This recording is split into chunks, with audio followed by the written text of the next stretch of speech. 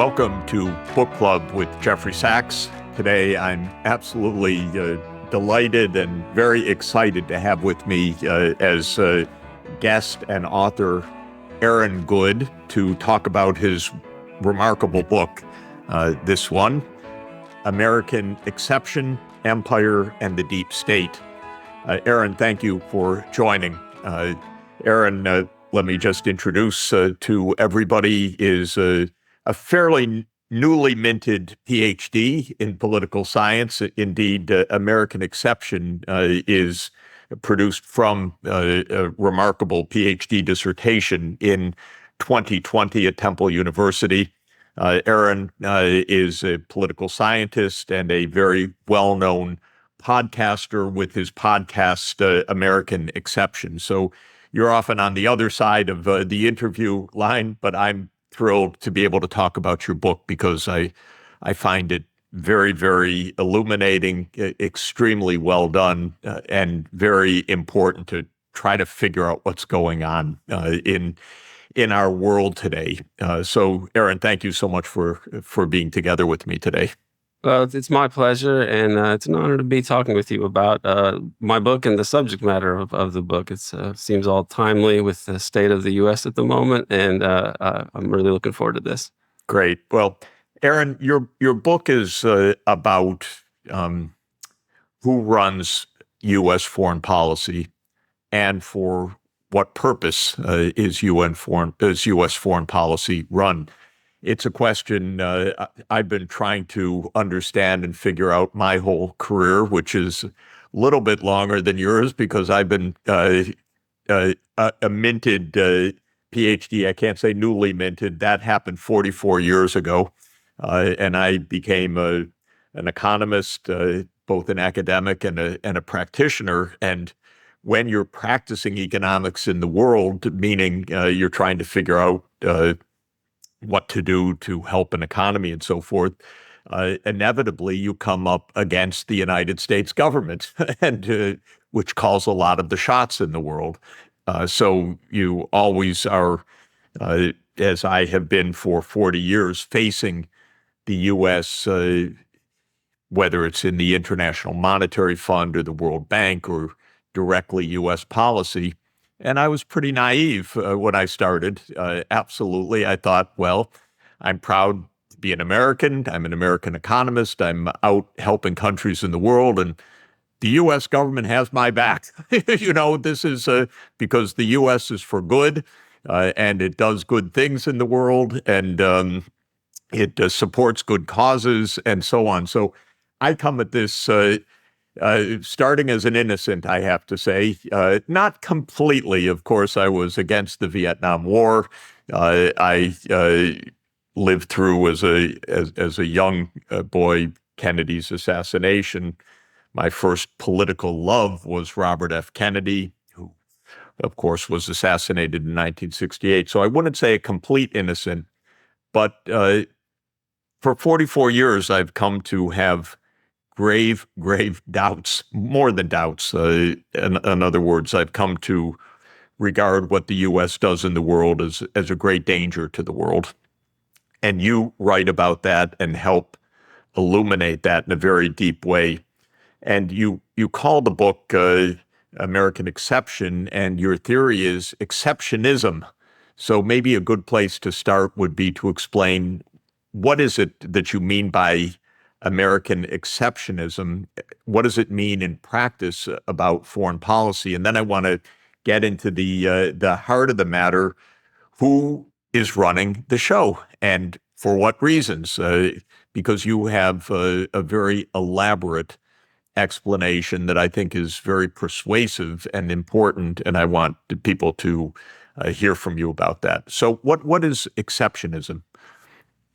Well, it calls to mind, of course, American exceptionalism, which is the guiding mythology of U.S. global dominance, which is the U.S. is this special country that can do what that is better than other countries. It doesn't have the corruption and other problems of countries that became before the U.S. became the leader of the free world. And it's a strange mythology if you start to break it down. But American exception looks at it at a different way, or the idea of exceptionism. It looks at Carl Schmitt, the German, Nazi legal theorist, essentially,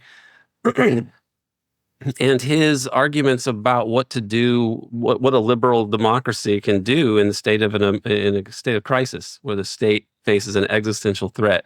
For Germany at the time of Carl Schmitt, it was a communist revolution in the aftermath of World War I and the Treaty of Versailles. And he argues that the state will have the power, the state must have the power to defend itself when faced with a very serious, grave threat. And it's a state of emergency that is so important that when it comes down to it, whoever has the power in a state to say when the state of emergency exists is really sovereign.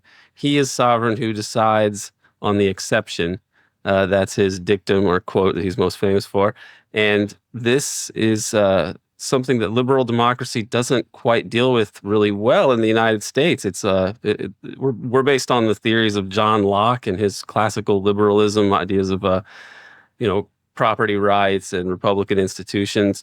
But even he says government by consent. The idea that who's in charge, if you ask the question, well, we're taught in civics class, the American people are in charge, of course.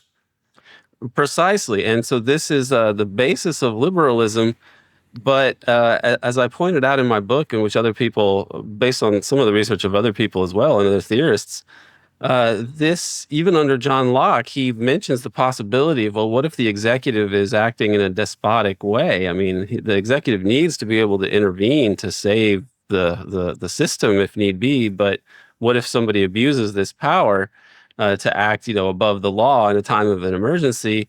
And he essentially comes down to the conclusion that if that happens, if you have someone who abuses the state of exception, he doesn't call it that, but that's what he's talking about. If you have an abusive authority, then only a revolution is there to help you.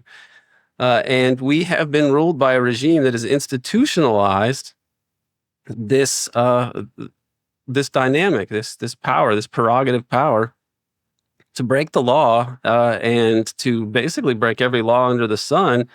The innovation of the U.S. compared to the Mongols or other empires is that they really refine covert operations. And so the lawlessness is typically denied. They just break whatever laws, overthrow governments, assassinate people. See, we don't I think this is a starting point also. Maybe listeners abroad, because Book Club has a worldwide participation, but Americans are certainly not brought up to think that we have a government that breaks the law, even is institutionalized, as you say, to break the law. In other words, it's a routine part of American foreign policy to break the law. Yeah, not just foreign policy, because you talk about domestic policy also. Yes, domestic policy on the most fundamental level. The Constitution of the United States, the Supremacy Clause, establishes that ratified treaties are the highest law in the land. The United States has ratified the UN Charter, and therefore it is, according to the Constitution, the highest law in the land. And we violate it all the time. I mean, they come up with different, almost comical legalistic arguments as to why this is okay, but it's fundamentally just unconstitutional. It's interesting you use the example, because I work with and for the UN and have done so for the last 24 years, and I have never, ever heard a single U.S. official, I think it's fair to say ever, heard a single U.S. official say, well, we'd like to do this, but we can't because of the UN Charter.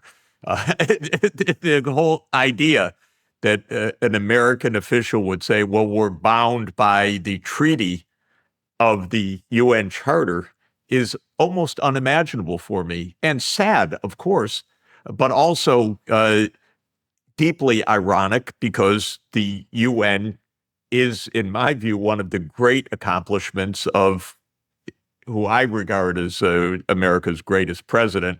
I don't hold most of them in very high repute, but Franklin Roosevelt. But in any event, we don't take pride in the UN in terms of actually enforcing the UN Charter, we ignore it completely. And won't acknowledge that that's what we do. It's a legal argument that you don't need to have taken any pre-law course to understand. It's if you are literate, you can understand why we're actually forbidden from launching all these wars and overthrowing these governments. It's illegal to even threaten aggression against other countries. There are no consequences for it whatsoever. And the fact that is taken out of the conversation is very fundamental to why. I mean, I've followed your career and I understand the trajectory of your career. And as you were saying, it took you a while to understand political, the some of these aspects of the U.S. empire. And I understand that because these civilizations and empires create their own cosmology, and people cannot but absorb these dominant ideas. And if you're going to be successful, the more successful you are, and you are very successful, the more you kind of successfully internalize those ideas typically. For me, it was very interesting. Of course, I had, as I said, the Vietnam War era skepticism, Watergate skepticism, and I learned about Watergate from you also, so I want to talk a little bit about that later on. But I was a skeptic, but on the other hand, I viewed U.S. bad behavior abroad as mistakes or errors or deviations, maybe not even from the norm, but just as deviations that were correctable. And I had in my own life experience, I started as an economic advisor abroad in the mid-1980s in Latin America, and I was very unhappy with how the U.S. was handling the debt crisis. And I knew there were powerful interests, U.S. banking interests, so I wasn't completely naive, in la la land. But I thought this is solvable. And in a particular case or two, I actually solved the problem. And then in the late 1980s, I worked with Poland, and the U.S. government more or less did what I recommended. So I thought, it's not completely uh, off the tracks. Then I advised the Soviet government under Gorbachev briefly, and then the Russian government and Ukrainian governments, by the way, at the same time in the early 1990s. And then I started to say, whoa, this is weird. They don't want to do even the most, U.S. that is, doesn't want to do even the most basic things to help these two countries. And then that was really, for me, a puzzle. I have to say, this is, where my innocence came in. Why isn't the U.S. helping Russia, which wants to be a democratic country? It's post-communist. We used to say communism was the enemy. But there's no communism anymore. They want just the opposite. But the U.S. won't take the most minimal steps to help this country. So that was part of my journey. But your point is there's an underlying continuity to what the U.S. is trying to do, and it wouldn't, given your research, it wouldn't surprise you or have surprised you based on your understanding in 1991 why the U.S. would say, oh, no, we're not going to help them. Well, I followed these events as a kid because my mother worked for a congressman in Indiana. And so I was there through the end of at the end of the Cold War. I was like in junior high or something like that. And when it happened, it seemed like, oh, this is a good thing. And, even though my earliest political memories are of Ronald Reagan and Iran-Contra. So it's a different experience in a sense. It wasn't that difficult for me to become fairly radical.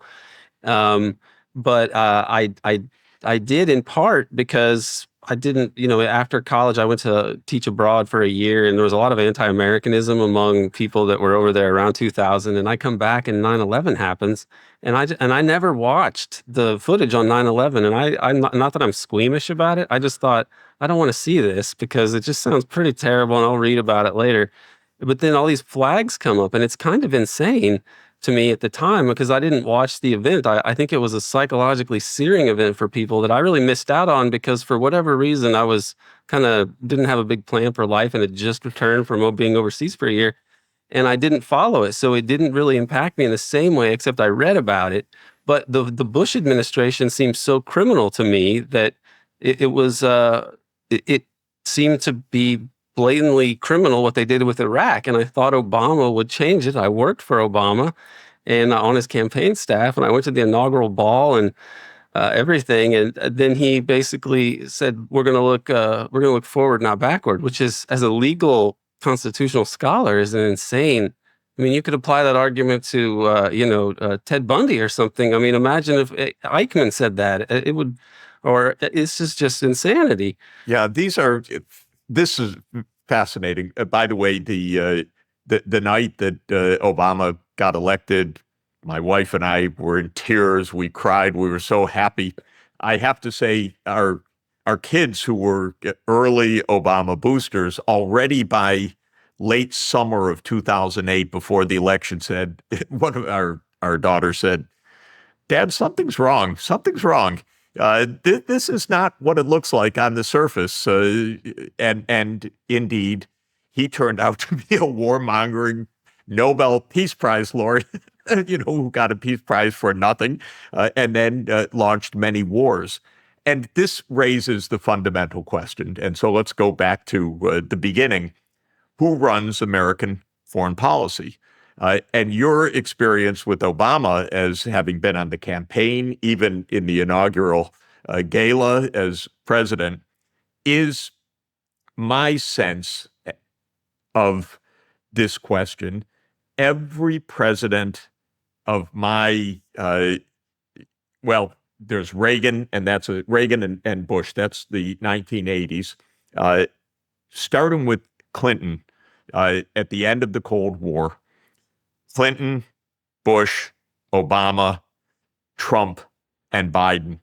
You would have said before each one came to office, this is going to be a big change. And not one of them changed anything in the general direction of American foreign policy, which continued to be a policy of war and regime change abroad. So it's Democrats and Republicans, so-called internationalists or nationalists, so-called liberals or conservatives. Even with Obama, we thought an idealist, constitutional lawyer. I would argue, and I think your book makes the point, and you argue, I don't want to put words in your mouth, that not one of them changed course. It didn't matter who was elected. They all basically did the same thing. Is that right?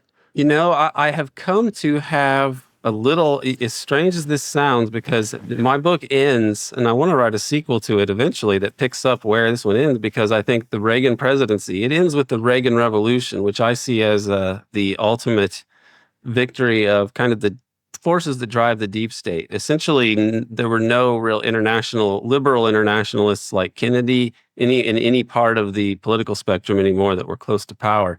However, Reagan and Bush the first had, I think they had different ideas about neoconservatism. Than I think that they tried to accommodate a lot of the neoconservative forces, but they also tried to dial some of them back in the national interest. Reagan, one of the last things that Reagan did was to recognize the Palestinian Liberation Organization after they had renounced terrorism. And he does this right at the very end of his presidency. Yeah, that's so interesting. What kind I hadn't picked that up. That's interesting. And and the main person I associate with that, the neoconservative policy, Bibi Netanyahu, his most, I think, significant emissary in the United States is the Prince of Darkness, Richard Pearl, right? Yeah. Mm. And he ends up being the person that somehow is able to overrule, George Shultz and these other people at Reykjavik over the nuclear issue. And that's strange. And then, he's working later for during the H.W. Bush administration. These people are behind that Pentagon policy planning document. And Bush says, send this back to the crazies at the Pentagon. George H.W. Bush also attempts to force the Palestinians or the Israelis to organize, to negotiate with the Palestinians. He says, "We're going to interject a couple things for listeners. You mentioned Reykjavik, which was the summit of Reagan and Gorbachev in 1986, I believe. Yes. And the leaders wanted to end nuclear weapons, and their aides were aghast. Are you crazy? You can't do that. But, they wanted actually to do something very, very ambitious and forward and peacemaking. But the deep state came in and said, oh, no, that's not how it works. You can't do that. Yeah, And so you're right. pointing out, and this is one of these questions, what do presidents have to do with any of this? Because they're told what to do, and Yes. not by the American people. Right. And the neoconservative takeover of US foreign policy, which I think that George H.W. Bush, for example, represented some pretty nefarious old boy CIA types, like the people that I imagine were largely responsible for the killing of the Kennedy brothers. However, the neoconservatives represented something worse. They were more fanatical. Yeah, And remember that Bush Sr. was CIA director before he became president. And you and I agreed that the CIA was part of a coup in 1963 that assassinated and overthrew the U.S. government. And there was Bush as president. But you're saying that's not the worst of what happened, because I think you're getting to the point that after Reagan and Bush Sr., with the arrival of Bill Clinton, who I would have said politically 32 years ago, well, I'm one of that side, or he's one of us. But something happened afterwards, yes? I have no idea exactly why Bill Clinton ended up sort of pursuing hardline neocon policies in a way but it didn't come across that way at the time. But now it seems more clear. Not just the Yugoslavia business, which actually is kind of the Kosovo War, is like the precursor to the Iraq War in terms of ultimately being pretty criminal, and you don't have to make that hard of an argument for that. And just to remind everybody, 1999, the U.S. led NATO bombed Belgrade 78 straight days, bombed a European capital. NATO, this is no UN justification. And why?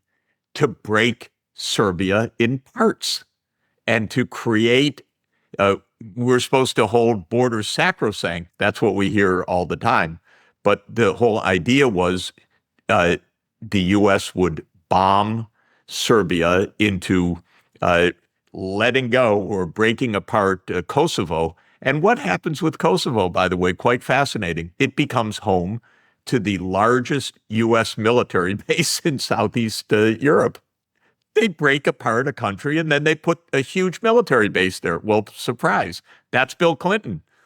Right. And it's also a kind of narcotics trafficking epicenter as well. I mean, it's run by essentially a mafia. I mean, the Kosovo Liberation Army was involved in organ trafficking, arms smuggling, drug smuggling, every crime under the sun. And we just made a little principality out of it and had, I think it was KBR that got that huge contract to create that Camp Bond steel, which can be seen from outer space. I mean, it's really, and Bill Clinton pursued other policies as well with these sort of jihadi networks in places like Chechnya, Azerbaijan. That was really probably under Bush, but it continued. There's this clandestine foreign policy of using Al-Qaeda types. The Brits at one point tried to use Al-Qaeda to assassinate Gaddafi in the late 90s. Well, and then they did assassinate Gaddafi by 2011. Yes, and it's a really neoconservative agenda for global dominance. That's the shift that takes place. You see it starting to surface immediately under H.W. Bush. Something that's even more fanatical than the Reagan, Council on Foreign Relations, Wall Street empire plan for the world is this neoconservative plan.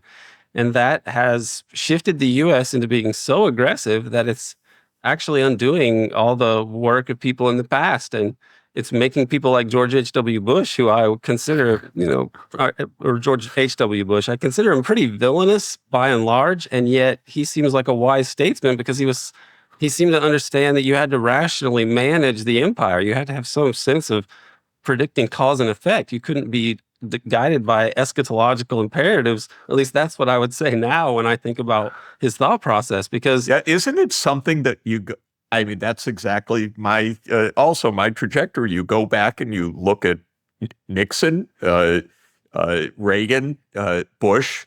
Whoa, they were moderates compared to to what we have with Clinton or Obama or Biden.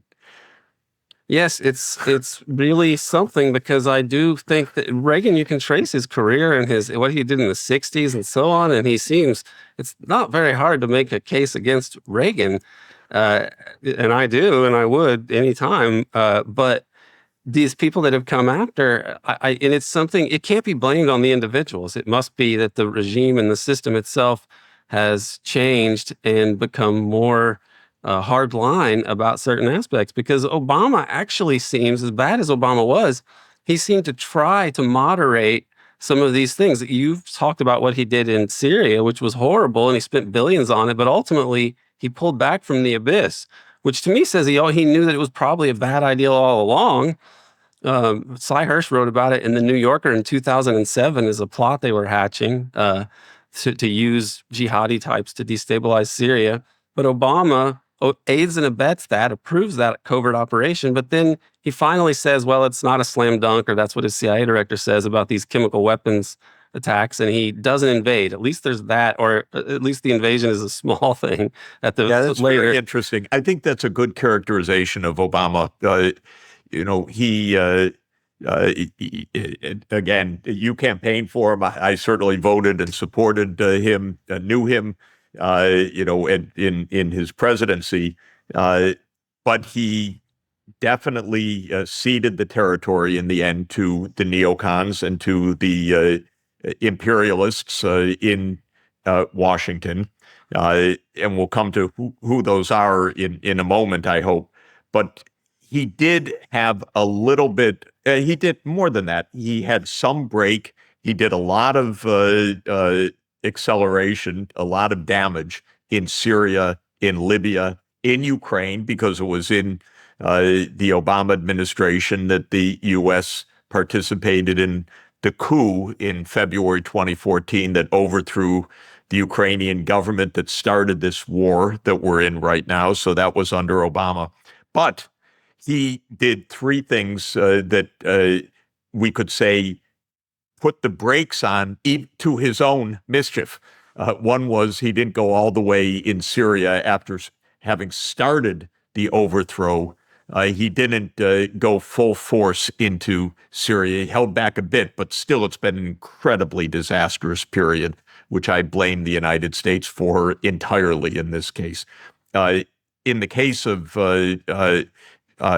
Iran, of course, he negotiated the JCPOA, the Joint Comprehensive Plan with Iran for denuclearization of Iran, and then Trump abandoned that, and Biden did not return to it. And after instigating a coup in Ukraine, which was a disaster, he at least seemed to know, well, let's not escalate. Russia will escalate on top of anything we do. And it was Biden more than anybody who took us into a complete disaster for Ukraine, 600,000 dead on Biden's watch of Ukrainians, because Biden kept escalating with the losing hand. So Obama, at least I agree, gets, I don't know whether it's C- or D, but he doesn't fail like the others. I think that if you look at the trajectory of these presidents and how much more brazen they are, the general regime is. I mean, Obama said to people when they talked about prosecuting Bush officials for torture and such, he said, "Well, I'm worried if we do that, they'll overthrow me in a coup." So you get the sense that Obama's trying to accommodate these forces, and it seems to take a lot to accommodate them. You have to do some pretty crazy things, or else they will be, who knows what they will do. I mean, I don't know how much that entered into his thoughts, but the fact that he ever said that in the first place about the prosecution of Bush officials for pretty obvious crimes, that to me says that he understands that there's this control there and that you're really limited in what you can do, because also the fact he pulls back from these policies ultimately to me says he probably understood that they were reckless from the beginning, because he's smart and all those things were kind of apparent, those other drawbacks to these policies. So for moral cowardice, he's pretty terrible. And then he leaves office and he could tell the truth about some of these things, and he really doesn't. He's there to make sure Bernie Sanders doesn't get elected and to bring the NBA players back. He just comes in and intervenes for the establishment at the drop of a hat, and he has all the money in the world. I just I don't have much respect for for him at this point. Aaron, I want to read to you, I think, a very interesting statement by Vladimir Putin, president of Russia, and then use that as a segue to your discussion and structuring of the tripartite state, which is how you explain how U.S. foreign policy is really made. And it's a very, very important set of ideas. But let's start with Putin, because I thought it was a kind of brilliant remark. This is President Putin in an interview to the French newspaper Le Figaro on the 29th of May, 2017. He says, I quote, "I have already spoken to 3 U.S. presidents. They come and go, but politics stay the same all the time. Do you know why? Because of the powerful bureaucracy. When a person is elected, they may have some ideas. Then people with briefcases arrive, well-dressed, wearing dark suits, just like mine, except for the red tie, since they wear black or dark blue ones. These people start explaining how things are done, and instantly everything changes. This is what happens with every administration." I found it hilarious. But basically, Putin says, my experience is I could talk to a U.S. president in the morning, get some kind of agreement, but by the afternoon, the president explains to me, no, that's not how things work. So somebody has gotten to the president, the people in dark suits and blue or black ties. Now, you present in the book in a very detailed way. It's, I'd say, the core of the dissertation, both in your literal sense of PhD dissertation and the dissertation of the book, that America is not what it looks like on the surface, what we learn in civics or what we read in the Constitution. And I think you call it the Madisonite state. That is the government that we think we have when we elect officials and they have the Constitution. But in fact, we have a tripartite state, a 3-part state. So I'd love for you to explain what are the 3 parts, how do they work, how do they relate to the goals of American foreign policy? Well, I talk about the tripartite state, which builds upon the ideas of a dual state, and the dual state argument came from a German who came to the United States, Ernst Fraenkel, and he was describing how the Nazi state had emerged, that there was this normative state, which was the government as it ran, with certain policies for how things would be run and so on. But then eventually this, in a moment of crisis, this prerogative state emerges. And it's supposed to protect the regular state, the normative state, but it ends up being, taking on a life of its own because it's omnipotent essentially. And it's this dark force of top-down control. And people have tried to adapt that to other governments in the West, other regimes in the West. And Turkey was the most famous example where it turned out that a whole lot of coups and paramilitary false flag terror and other incidents and narcotics trafficking and so on were actually the work of a shadow government that could intervene and overthrow democratic governments and do basically whatever for political means. And so they had a word for it, Darren Devlet, which was the deep state. And that's where that deep state term comes from. But even before that, Peter Dale Scott, a Berkeley professor of English, but a political science PhD and a former Canadian diplomat, he wrote about the deep political system in the U.S. In the early 90s. And he was saying that if you look at the intelligence agencies and the networks of organized crime, intelligence, and different political actors in the overworld, or the richest oligarchs of private wealth in the United States, the richest people, there's a different kind of system in the U.S. that operates inside and outside of the official, channels of power. And he eventually comes to embrace the deep state idea. And I build on that work and say that you can look at this top-down sort of darkest version of power that you don't even necessarily know where it comes from, but it seems to always be connected to oligarchy and empire ultimately. A lot of money. And it contradicts, and it's counterposed to the democratic state. So what you call the deep state, you could also call the oligarchic state if you wanted to, because it's kind of counterposed to that. Now, the security state, the national security state in the U.S., is something that gets created at the end of World War II. And it's supposedly to protect us against this threat of communism. But if you look back at it, you can really see that it's most useful as a tool for running the world, which the powerful oligarchs of the U.S. decided was going to be U.S. policy after World War II. They decided they would go for global dominance. And so they needed a new bureaucracy or set of bureaucracies. And they create the national security state with the Joint Chiefs. The Pentagon, the modern Pentagon emerges at that point. The Central Intelligence Agency gets created with the ability to do covert operations, which the president claims to not have understood he was signing at the time, and he may not have. It was written in a very innocent way. But the creation of that national... it's interesting. In 1947, the CIA is created as an intelligence agency, but then there's a clause in the National Security Act that says, and other things, basically. And the other things became the president's private army, the assassination squads, the overthrow system, and so forth. And probably the one that took out the Kennedys and many others. So it became the murder squad of the U.S. government. Precisely. And even when the reason that I say it's not just a dual state kind of situation is that at times you see when even the national security state does not seem to be functioning in the way that we would think that it does.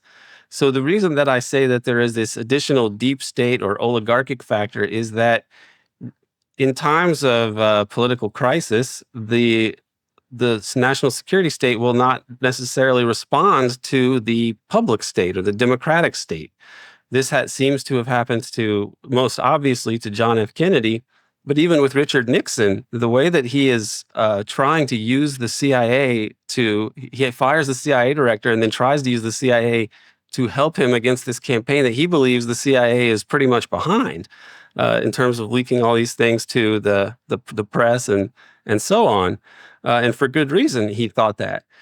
So you see Nixon being under attack from national security state type forces or forces that are behind the scenes, but he can't get to the bottom of it when he is the president. And to me, this points to something besides the national security state and besides the democratic state. It's a kind of deep oligarchic part of our regime. So you could use the term deep state. I think it's interesting. You use the term for that, the overlords. Overworld. Overworld, excuse me. And Overworld is the counterpart of the underworld, of course. Interesting for the security state, the underworld, that is really organized crime, has been a partner of the security state from the very beginning. In other words, the CIA was funded from drug trade, for example, starting back in Thailand and in the late 1940s. So the underworld is not just a thing, the mafia and so forth. It's it's a partner of the security state. But then you talk about the contrast of the underworld, the overworld, which I think is a wonderful expression, by the way. And living in New York City, you can't help but see the overworld in its various manifestations all over this city, whether it's Wall Street or the billionaires in Midtown and so forth, and the Council on Foreign Relations, of which I am a member. But when you look at the history of that organization and the role that it's played, that's the overworld organization par excellence.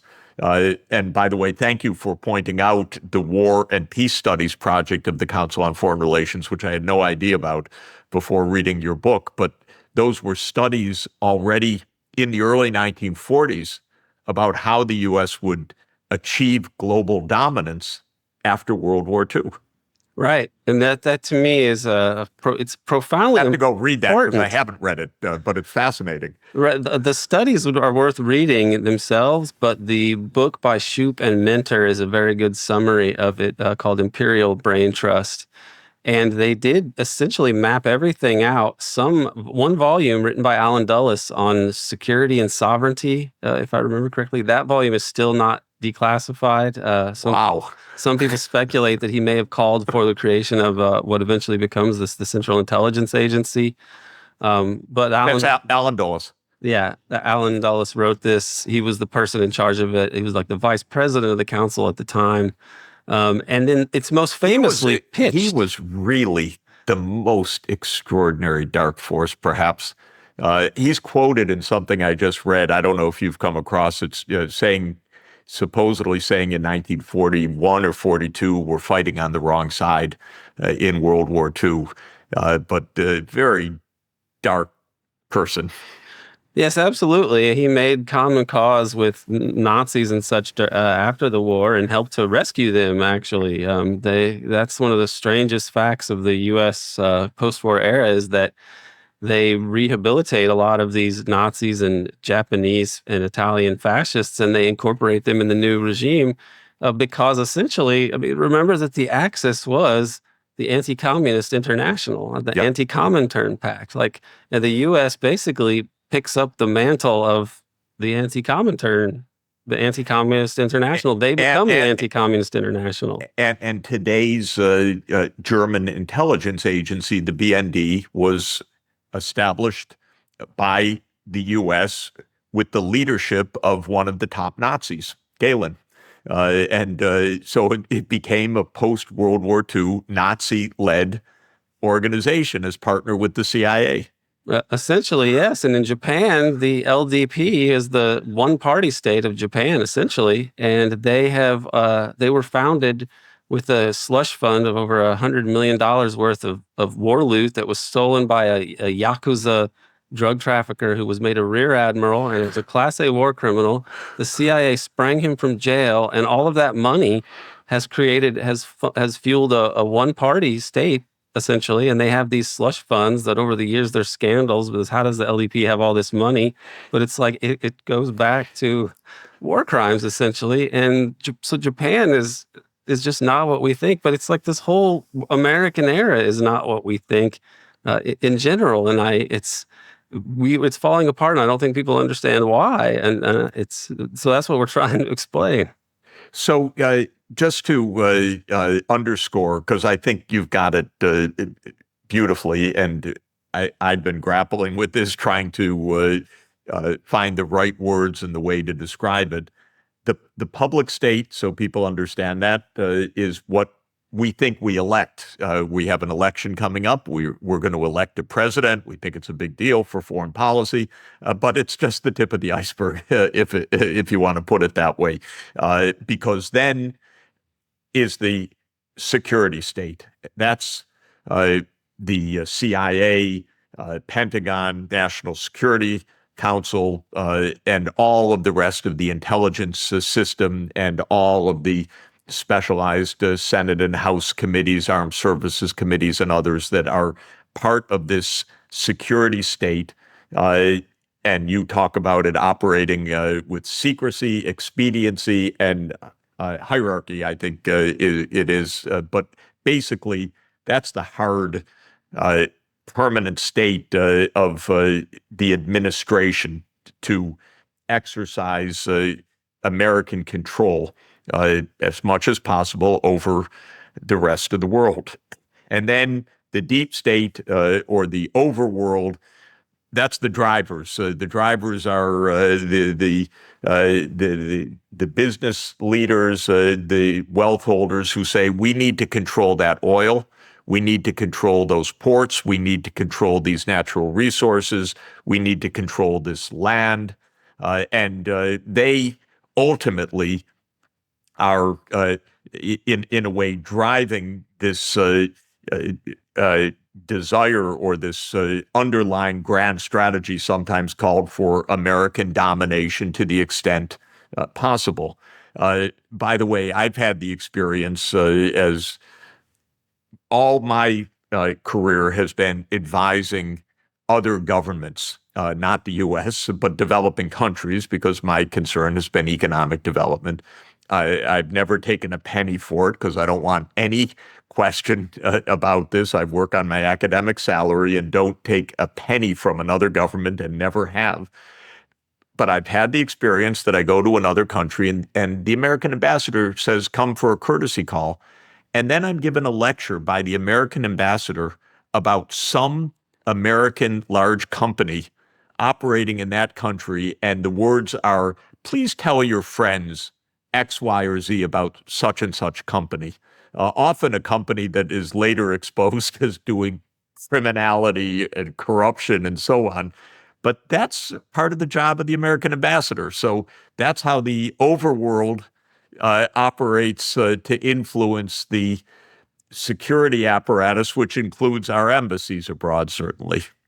It does. And the other aspect of the deep state, I would say, that differentiates it from just the security bureaucracies is when in a pinch, they will create new institutions to make sure that they can win the day. So in the 70s, when after Watergate, there were all those intelligence investigations, and people like Helms and Bush and Shackley, they essentially create a CIA cobbled together from their networks of foreign intelligence agencies and corrupt banks and so on, that they're able to carry out essentially the CIA operations that the CIA isn't able to carry out because they keep having to testify in front of Congress and dealing with headlines in the New York Times and so on. So Aaron, that's the network of other intelligence agencies, or something else that you're referring to? I think that, well, during Watergate, they would and under Stansfield Turner as well, under Jimmy Carter, where he fires a lot of people in the post-Watergate hearings, Church Committee era and so on. The CIA is unable to conduct business as usual, but these old boys, some of whom have been cast out, like Richard Helms, he's sent to Iran, but he works with the Shah and he works with Saudi intelligence and other people, and he works with the guy who becomes the richest man in the world, Adnan Khashoggi, and they establish this thing called the Safari Club. But it was essentially just a network of spooks and so on who are able to carry out CIA covert operations, but not even really with the CIA. People suspect that this is part of the outfit responsible for the October surprise business in the 1980 election. But it's, that's speculative, but it sort of tracks with what these people are up to.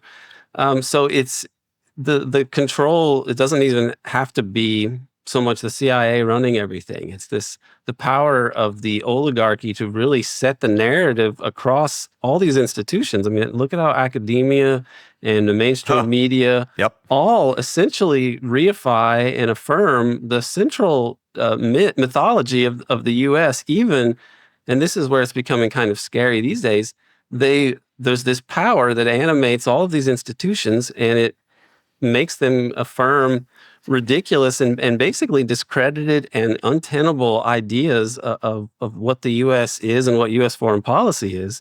And it's this kind of inertia of organized money that has corrupted all of our institutions, I would say. That's what animates the deep state.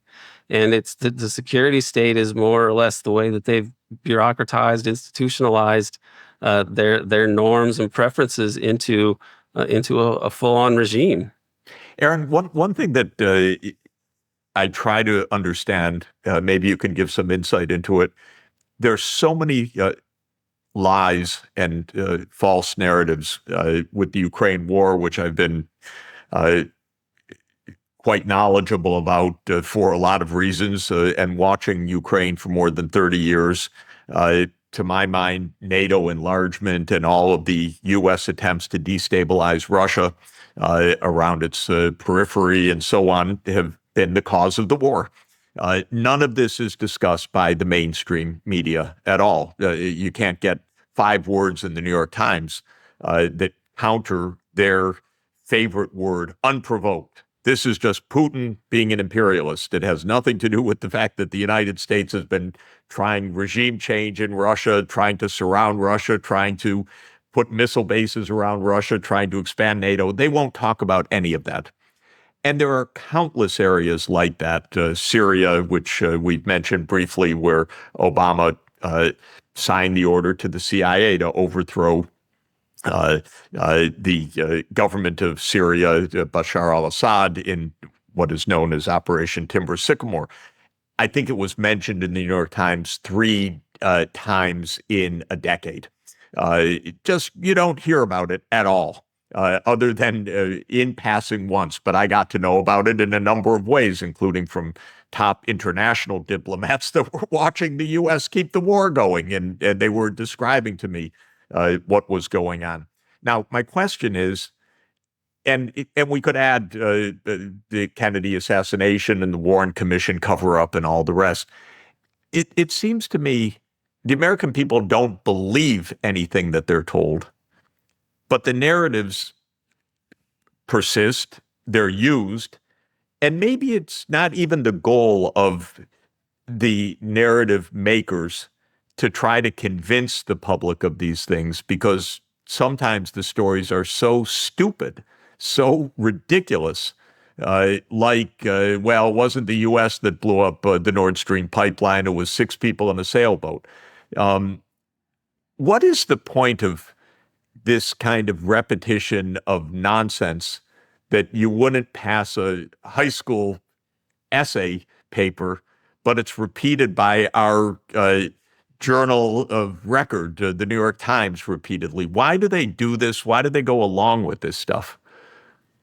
Well, I think it's as America has shifted more and more to the right politically in terms of just being a top-down empire run for the benefit of oligarchs, the policies become less and less defensible over time. The amount of lying was not so great in the 50s and 60s. People were shocked when Eisenhower came out after the U-2 incident, and a U.S. spy plane was shot down, and Eisenhower said it was a weather a weather plane that had gone off course, and then the Soviet Union produced the pilot and the U-2 spy plane that it had shot down.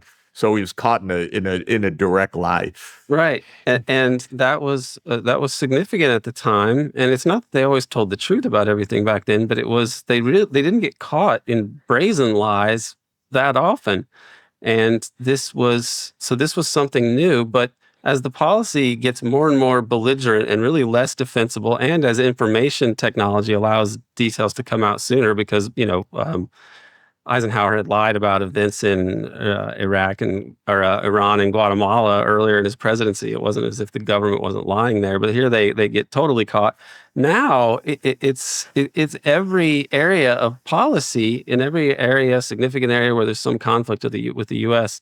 You can expect most of what you hear to not be true, either lies of omission or outright lies, and it's overwhelming. It's a tapestry of lies. I think that's what, maybe it was Putin that called some of these American narratives that. But really, I mean, if you had to be a propagandist for a country, being a propagandist for China or Russia would be a pretty easy job, because you really mostly just have to try to accurately point out what the U.S. is doing. And the more you editorialize, you probably are hurting your cause. The U.S.'s policies are indefensible across the board in so many areas. You can't even keep track of them. And it's now coming to a point that we've united most of the world against us. And I think that this moment is sort of a passing of dominance. And the lying is so ever present. And the strategy, as you say, has not really been to mobilize the public behind a national mission anymore. I think after the 60s, they came to the conclusion that the public should just be managed and kind of atomized, and they wanted to get rid of the draft too. And so there's... take away any pressure points from the public, the draft being the real flashpoint. And then you could let the deep state and the overworld just go on and do its business. I mean, the security state and the deep state, to use your terminology, to go on and do its business. And the ironic thing is that Biden, I think, may be most remembered decades from now as saying to those oligarchs, under me, nothing will fundamentally change. But because he was so slavishly devoted to the main drift of U.S. Unipolarity, and was oblivious to where it was leading, I think everything is fundamentally changing, and so he was lying to them too. So give us hope as we come to the closing minutes. The the failures, to my mind, are pervasive, especially if we date it now in our talk, and just I think helpful for the listeners. Maybe the idea of U.S. exceptionalism goes back to the start of the U.S. The U.S. as overseas empire is after World War II. The neocon takeover, which is we're really going to run the world, is after 1991. And now we've been 30 years with this attempt by the deep state and the security state to run the show abroad. Many wars, perpetual wars, dangerous wars. Nothing seems to be working, and the American people don't like it. Is there some way out of this? Well, if I'll say something let me say something grim and then also hopeful. If you go back to we were talking about the Council on Foreign Relations, Wall Street funded, and they just say the U.S. is going to try to rule the world after World War II, and their pitch man is Henry Luce, Time Life magazine, saying it's going to be an American century, and we're going to make lots of money too.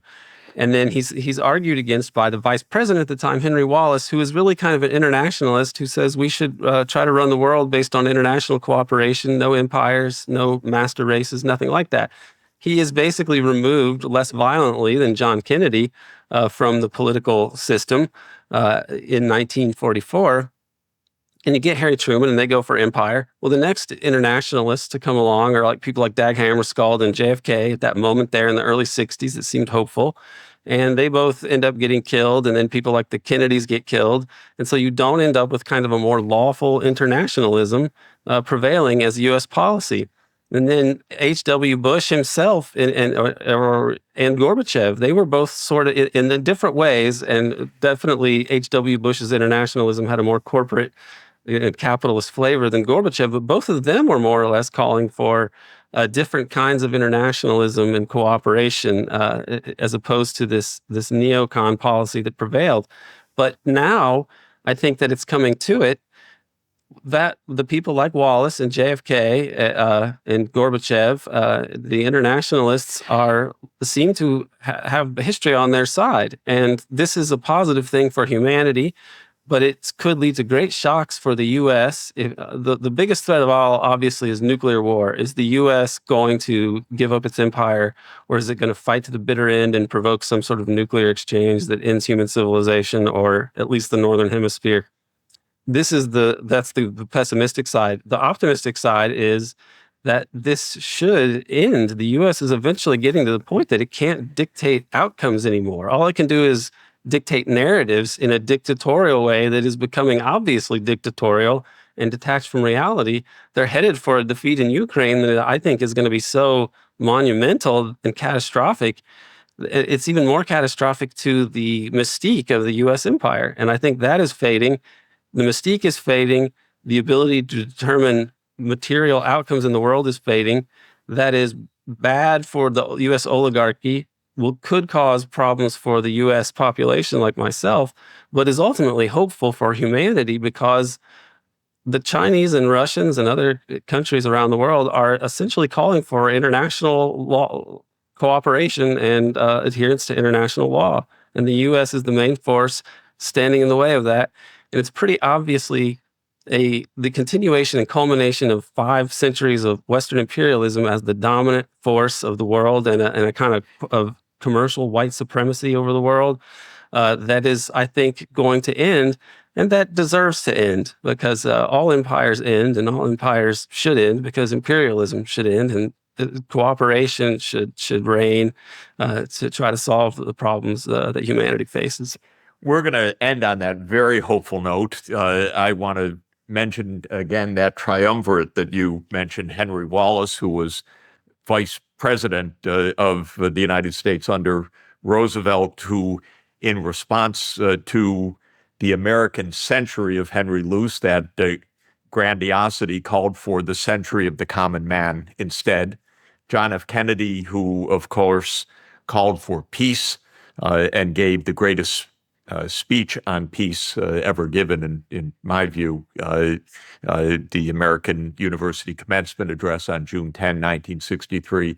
And Mikhail Gorbachev, who inspired me in trying to help the Soviet Union and Russia already more than 30 years ago, and was absolutely the great statesman of peace.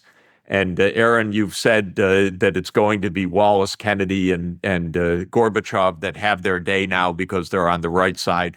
We're going to hold you to that. But let me say, this has been a wonderful discussion. We've been discussing American Exception, Empire and the Deep State by Aaron Good. It's a fantastic book, Aaron, really a great contribution. Thank you so much for joining Book Club with Jeffrey Sachs, and wish everybody peace in the world, and look forward to being with you on the next episode. Thank you so much. Thank you.